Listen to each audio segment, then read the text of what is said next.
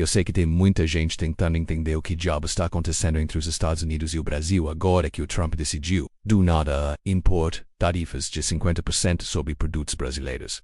E como sempre, surgem mil teorias, que é uma jogada contra os BRICS, que é parte de uma estratégia geopolítica sofisticada, que tem dedo do Pentágono, mas olha, às vezes a resposta está bem na nossa frente. E a gente complica porque o Trump, pra bem ou pra mal, não é um cara que disfarça. Ele não é sutil, ele não joga xadrez em 4 dimensões, ele fala exatamente o que pensa.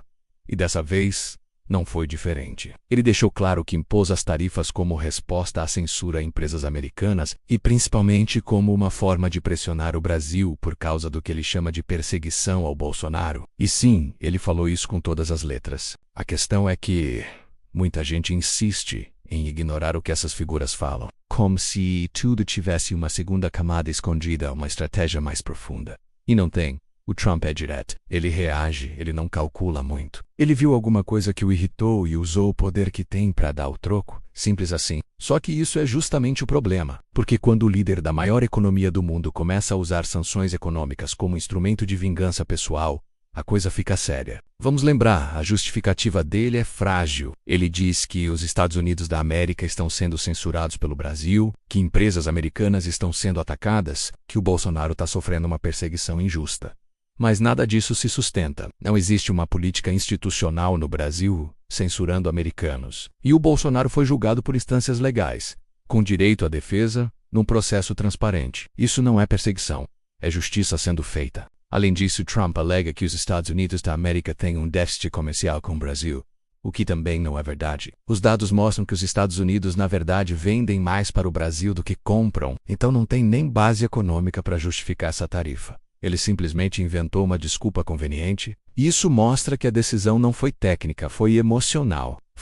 E pior, pode ter sido ilegal, porque de acordo com as leis americanas, o presidente só pode impor tarifas em situações muito específicas, normalmente por razões de segurança nacional ou emergência comercial, e até onde se sabe, o Brasil não representa nenhuma ameaça à segurança dos Estados Unidos da América, nem agora nem antes. Ou seja, isso pode acabar sendo derrubado nos tribunais lá nos Estados Unidos da América mesmo. Mas até lá, o estrago já vai ter sido feito. Esse tipo de instabilidade não é novo com o Trump. Quem acompanhou o primeiro mandato dele lembra como o mercado vivia em sobressalto. Era um tweet e pronto, ações despencavam, moedas oscilavam, empresas mudavam planos. E agora a gente está vendo esse padrão se repetir. O cara voltou à Casa Branca e já começa a tomar decisões de impacto global com base em impressões pessoais. Isso não é governança, isso é impulso. E aí tem outro ponto. Quando ele fala em defender o Bolsonaro, isso diz muito sobre o que pode vir pela frente. Porque se ele está disposto a usar a presidência para proteger aliados políticos no exterior, imagina o que ele vai fazer internamente,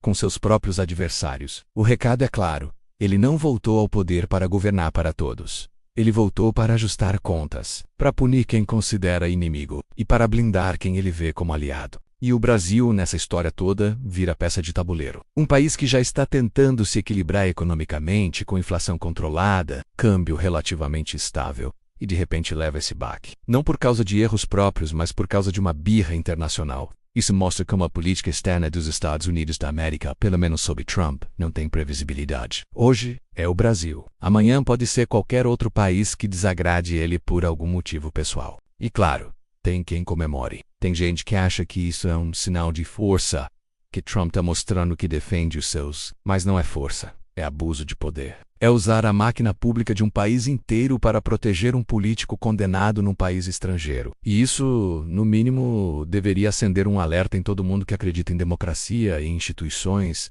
em separação de poderes. Então não, isso não é parte de um plano contra os BRICS, não é estratégia militar, não é Guerra Fria 20. É simplesmente mais um capítulo do estilo Trump de governar, impulsivo, barulhento e perigosamente pessoal. E o mais preocupante é que, se a gente continuar tratando essas decisões como se fossem apenas mais uma jogada política, a gente vai continuar errando na análise, porque com figuras como ele, o que é dito costuma ser exatamente o que se pretende fazer. Ignorar isso é fechar os olhos para o óbvio. A lição que fica é clara.